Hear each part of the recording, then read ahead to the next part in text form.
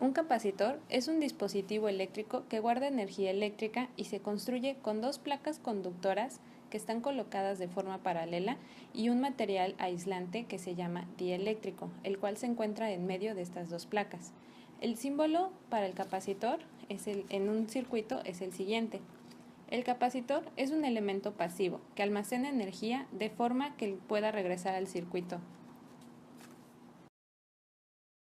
Uno de los parámetros de los capacitores es la capacitancia.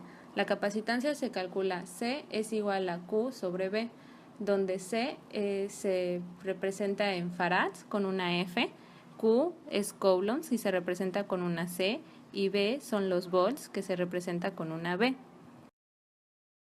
Para calcular la capacitancia a partir de las dimensiones y del dieléctrico se necesita conocer lo que es la permitividad. La proporción de la densidad del flujo entre la intensidad del campo eléctrico en el dieléctrico se denomina la permitividad del dieléctrico. Esta es una medida de la facilidad con la que el dieléctrico va a permitir el establecimiento de líneas de flujo dentro de él. Entre más grande sea su valor de permitividad, más grande será la capacitancia que represente este capacitor.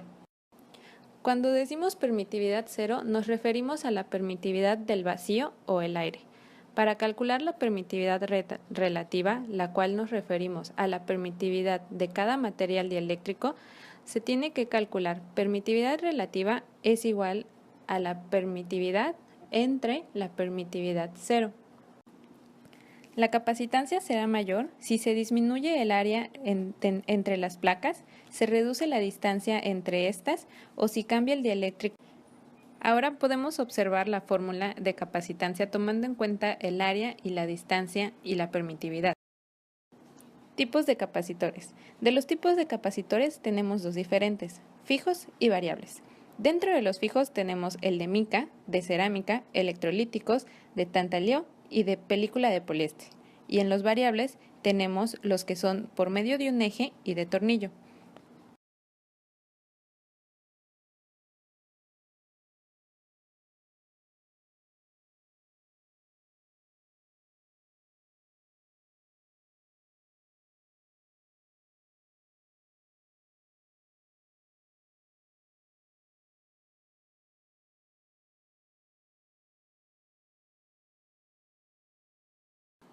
Ahora vamos a demostrar las fórmulas de la capacitancia total en un circuito en serie y en paralelo.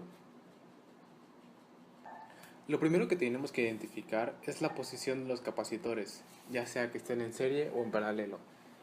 En este ejemplo se encuentran en serie, por lo tanto la carga será la misma en todos los capacitores. El voltaje total se determina por una sumatoria de los capacitores en serie. Por último, se realiza una sumatoria en inversa de todas las capacitancias. Es de suma importancia recordar hacia qué dirección va el flujo de energía, es por eso que se dibuja una línea en dirección de positivo a negativo en este ejemplo.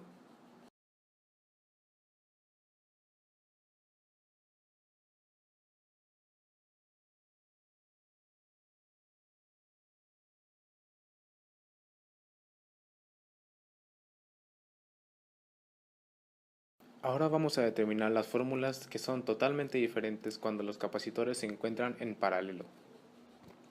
En este ejemplo tenemos tres capacitores en paralelo y una fuente de voltaje. La carga total será determinada por una sumatoria de las cargas en los capacitores. Recordando las leyes de conservación de la energía, el voltaje será el mismo en todos los capacitores. Por último, la capacitancia total será determinada por una sumatoria de las capacitancias de los capacitores. No olvidemos agregar las líneas indicativas del flujo de energía. Una vez aprendidas las fórmulas de los capacitores en un circuito, pasaremos a hacer un ejercicio.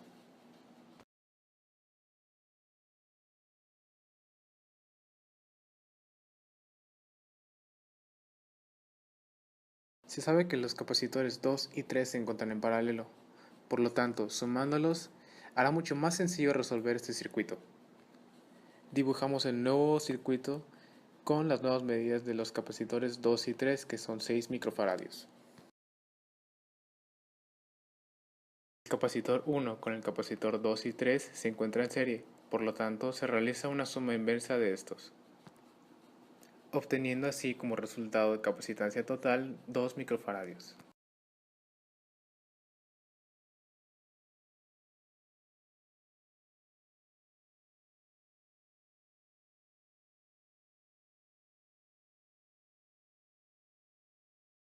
Una vez que tenemos el resultado de la capacitancia total, es posible obtener la carga total conforme a la fórmula de capacitancia por voltaje. El resultado es 240 microcoulombs.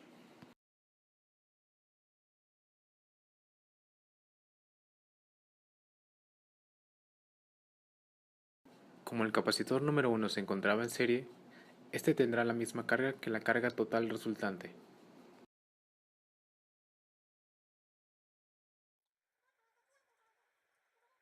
Pasaremos a trabajar con los voltajes para poder determinar las cargas en los capacitores 2 y 3 que se encontraban en paralelo.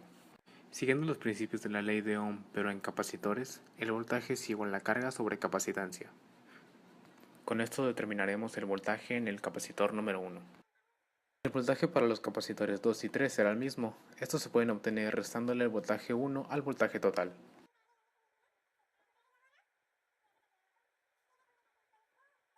Por último, trabajaremos con las cargas 2 y 3 que quedaron pendientes desde el principio. Y siguiendo los principios de la ley de Ohm, carga es igual a capacitancia por voltaje. Esto nos da un resultado de 160 microcoulombs. Aplicando la misma fórmula para la carga 3, obtenemos de resultado 80 microcoulombs. Con esto hemos terminado el ejercicio.